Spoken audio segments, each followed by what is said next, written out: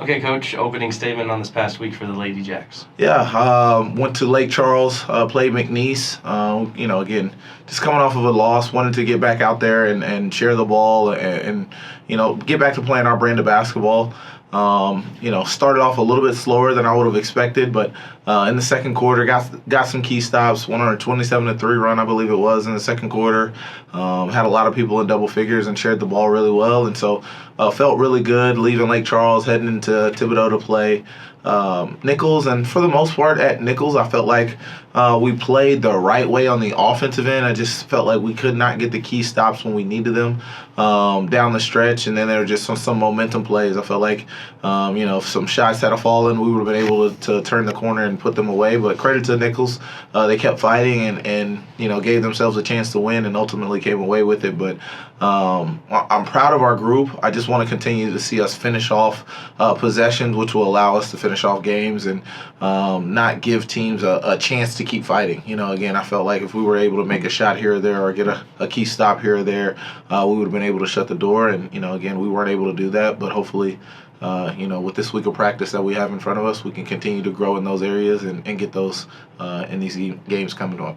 Before we break down more of the stats and more of the in-depth about this week, it's important to note right off the bat that with the change of the weather that has happened, no more game on Thursday night, purple out, 2 o'clock on Saturday, and then Monday doubleheader in the Sawmill, which I don't think has happened in a very long time.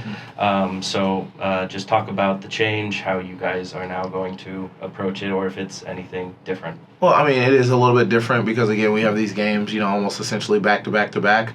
But, we always talk about in our program, the great ones adjust. So it is a change in schedule, but we know the teams, we have to get our game plan in, get our scout in, and then just ultimately go out there and execute.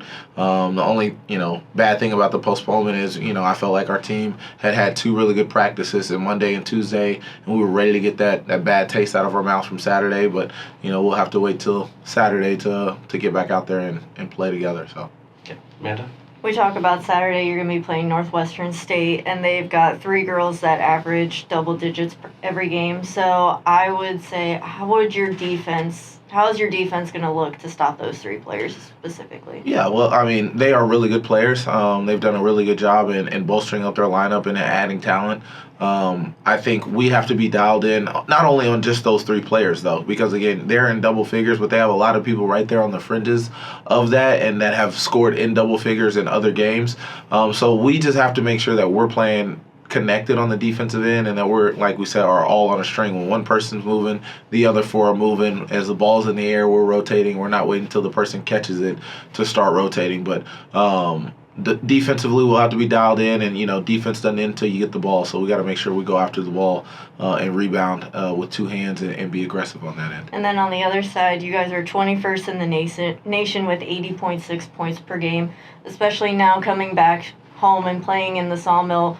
What does that mean for your offense, and how have you liked seeing? 80 points per game is pretty impressive. 80 points per game is really impressive, and again, you're talking about. We have a lot of kids that can do a lot of different things on the offensive end. So it could be Avery Van Sickle. It could be all the way down to our 8th, 9th person on our team that can get going on the offensive end. But we got to continue to share the ball to make sure we keep those numbers up to where they are. When you get in a conference play, people start to hone in on your tendencies and some of your plays and things like that. So we've got to be creative. We've got to be a little bit more nifty in how we score and make sure that we're ready for options B, C, and D because, teams are planning to take away option A. But my focus has been on the defensive end over the last few weeks. I think, we've proven that we have a high-powered offense. Even on our off nights, we're still scoring the ball. But now we just got to make sure we're honing in on the other end of the basketball. So before we cut a promo, again, for the 2 back-to-back home games, just give more of a generalized preview of both opponents and what you see from Northwestern State and what you see from East Texas A&M. Yeah, Northwestern State, they have a pretty big lineup, if I'm being honest, across the board. They have, 6 foot, 6'1", 6, and so they pose challenges in that area. They're a good rebounding team. They shoot the ball. They're inside out, and so they can score it from all three levels, as we like to say, at the rim, at the three, and at the free throw line. So we'll have to be dialed in on that end, and then they do it differently. They play zone, they play man, they mix it up on that end. So we just have to make sure that we're recognizing what they're in, and then we're executing what's called on that given possession. And we talk about A&M Commerce, who I think their record doesn't show as good a team as they are. They have a lot. They play 4 guards with 1 big on the inside. They spread you out. They drive it. They kick it. And so they try and space the floor out and attack you in different ways. So we need to do our best to shrink the floor and make them feel like they're playing in a phone booth as opposed to playing out in wide open space. But same thing with them. We need to make sure we're finishing possessions and getting rebounds so that we can get out and transition, because I think that's when we're at our best, is when we're running up and down the floor and playing free and we have space on the offensive end. So just rebounding and trying to create offense from our defense. 2 big chances for the community to come out and support.